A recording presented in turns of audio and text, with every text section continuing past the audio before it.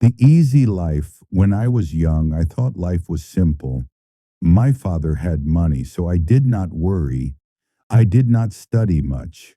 I did not work. I had everything I wanted. If I saw something nice, I asked my father and he bought it for me. My friends told me to plan for the future, but I laughed. Why should I work? Why should I worry? My father had money, and that was enough. Every morning, I woke up late. I had breakfast in bed. I watched TV for hours. Sometimes I went out with friends. We ate at the best restaurants. We wore expensive clothes. We drove fast cars. Life was easy and fun. I thought it would always be like this. I never thought about money. I never thought about work when I wanted to travel. I traveled when I wanted new shoes. I bought them when I wanted a new phone. I got the best one. My father paid for everything. I did not think about how hard he worked. I did not ask him about his business. I only enjoyed my life. I only thought about today. I never thought about tomorrow. One day my father called me. He looked serious. He told me to sit down. He said, "Son, we need to talk." I smiled and said, "Yes, Father." But his face did not change. He was not happy. He was not joking. I felt a little nervous, but I did not know why. My father was always kind. He never said no to me, but that day something was different. He took a deep breath and looked at me. "You are not a child anymore." He said, "You must think about your future." I laughed and said, "Father, I have everything I need." He shook his head. "No, my son, you have everything because I work hard, but life is not always easy. One day things may change." I did not understand. I thought he was worrying for no reason. I smiled and said, "Do not worry, Father. Nothing will change." He did not smile back. He looked at me for a long time. Then he said, "We will see." I did not know what he meant.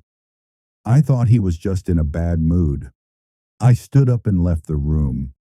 I did not think about his words. I went out with my friends. I laughed. I spent money. I did not know that my life was about to change the next morning. I woke up late as always. I stretched and picked up my phone.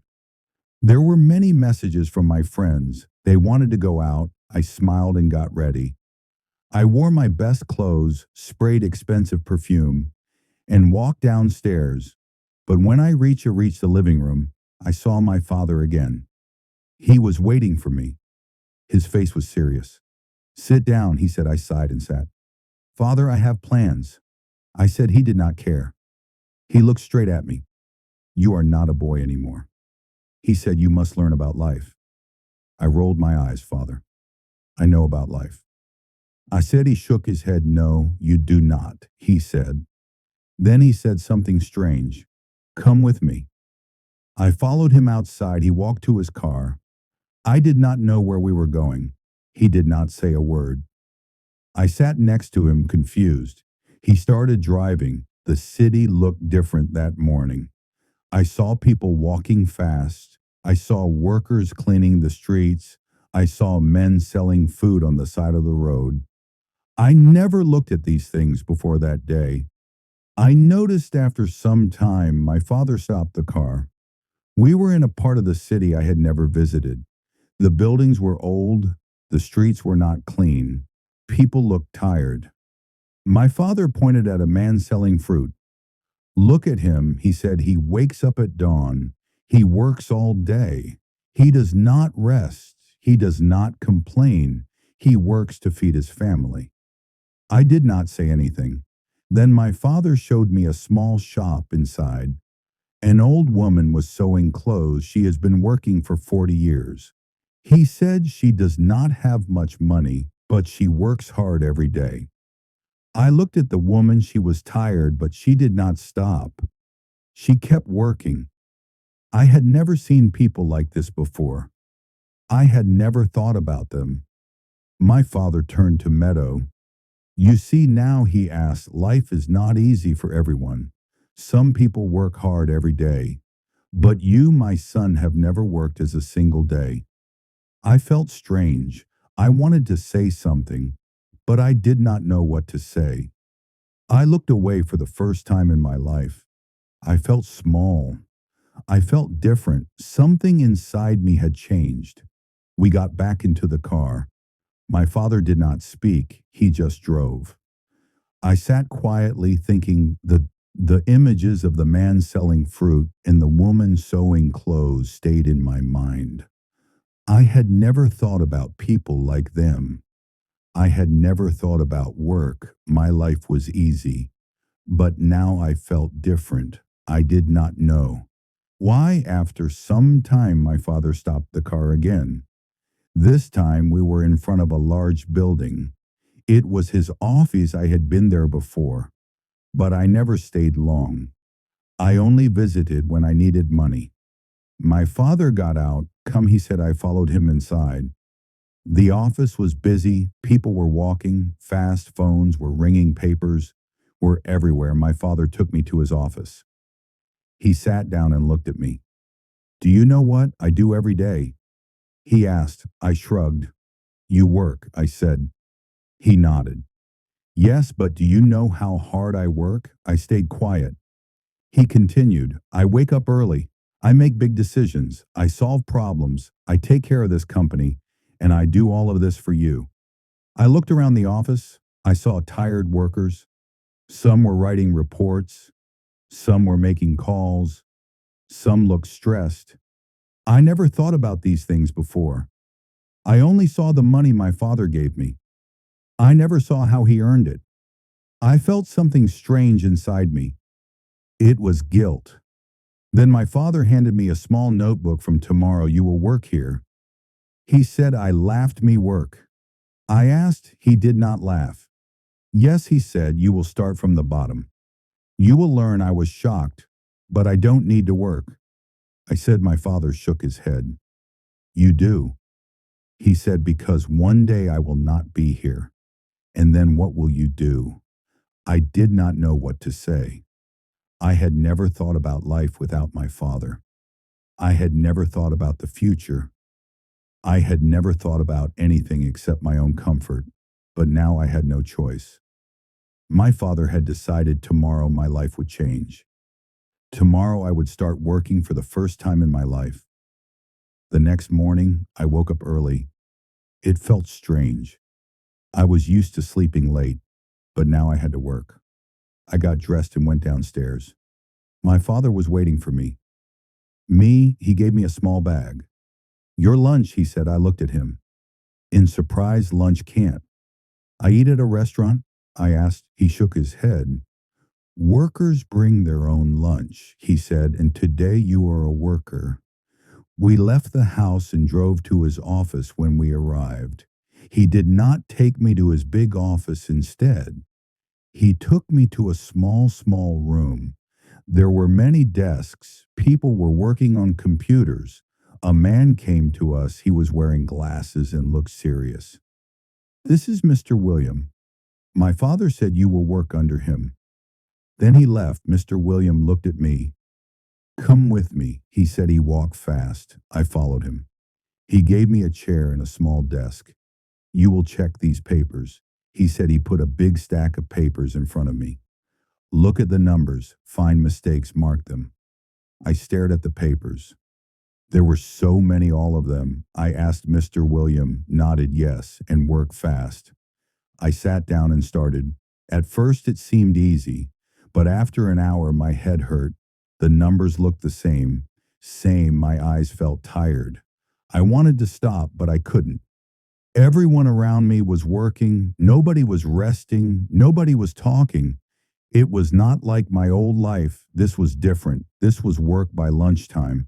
I was exhausted. I opened my lunch bag. It was simple food. No fancy dishes. No expensive drinks. I ate quietly. I watched the other workers. They ate quickly. Then they went back to work. No long breaks. No fun conversations. Just work. I missed my old life. I missed my freedom. But I also felt something new.